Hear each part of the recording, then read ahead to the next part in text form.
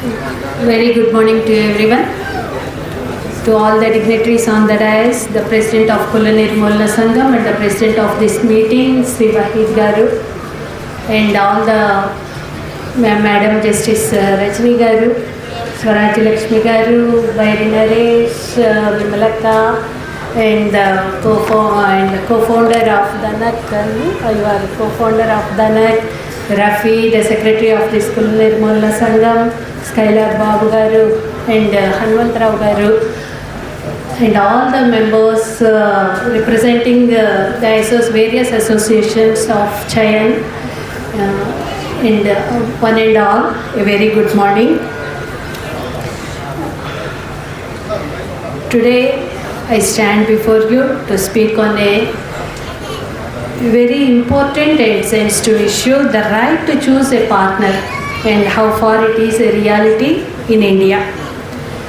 I wish to begin this with a thought-provoking quote of Dr. B.R. Ambedkar, who said that the progress of a community must be measured by the degree of progress which women have achieved.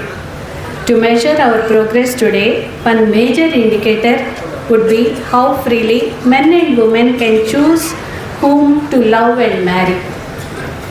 The right to choose a partner is deeply rooted in our Constitution. Under Article 21, every individual has the right to life and personal liberty, and this includes the freedom to marry or live with a person of one's choice. This right is further strengthened by Article 14, which guarantees equality before the law, and Article 19, which protects individual freedom and expression. Our Honorable Apex Court of India has upheld this right in several landmark judgments. One of the judgment is in the Hadia case. It's famously known as Hadia, which is actually reported as Shafin Jahan versus Ashokan in 2018. The Honorable Apex Court clearly stated that the right to choose a partner is intrinsic to Article 21, and that the right to marry a person of one's choice is integral to the right to life and liberty. In Lata Singh versus State of UP in 2006, the Honorable Apex Court declared that adults have the freedom to marry anyone of their choice, and warned that family or community interference in such matters is a violation of fundamental rights. In Shakti Vahini versus Union of India in 2018, the courts took a strong stand against honor killings and directed state governments to protect couples facing threats for marrying against social norms. And most importantly, in Navtej Singh Johar versus Union of India, again in 2018, the court recognized the dignity and autonomy of individuals in choosing their partners regardless of gender, thus decriminalizing same-sex relationships. The law is very clear, but the reality is painful. In many parts of our country, love is still governed by caste, community, and religion.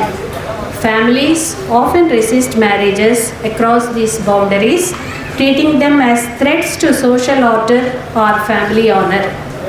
There have been numerous tragic examples when couples are attacked, ostracized, or even killed by their own families or communities.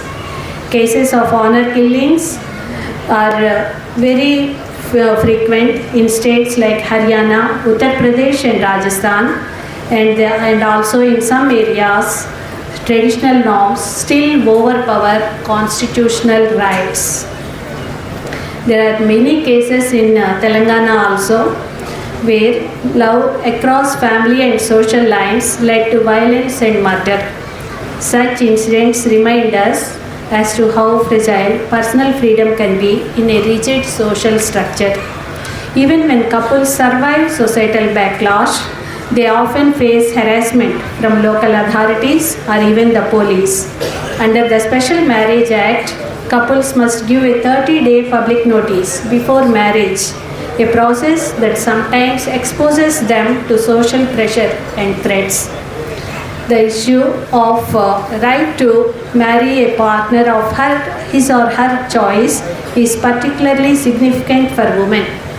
Patriarchal traditions often restrict women's autonomy, treating them as carriers of family honor. A feminist writer, Simone de Beauvoir, once said, "Society cares about the individual only as long as they conform to its norms." When a woman chooses her partner freely, she challenges not just her family's authority but the entire system of social control. Amidst all these challenges, there is still hope. Urbanization, education, and media have begun to transform mindsets. Many young people today reject caste and religious barriers in relationships. The younger generation is slowly redefining love and marriage as personal choices, not social duties. For this constitutional right to become a social reality, we need both legal enforcement and social reform. Police and administration both must actively protect couples exercising their rights. Education must promote gender equality, empathy, and constitutional values from a young age. Families must learn to respect individual autonomy, especially the choices of women. The Honorable Justice D.Y. Chandrachud also rightly said that our Constitution protects the ability of each individual to make their own decisions and to shape the course of their life. Until society fully accepts this, freedom in love and marriage will remain partial. The right to choose a partner is a constitutional promise, but not yet a social reality for all. We have the laws, judgments, and the principles, but still we need a change of heart and mind. The honor lies not in controlling someone's choices, but in respecting them. As Mahatma Gandhi once said, freedom is not worth having it if it does not include the freedom to make mistakes. Let us create a society where love is not bound by caste or religion, where choice is respected, and where every individual can live with dignity and happiness. I wish the Chayan a grand success and a step towards this progress. Thank you.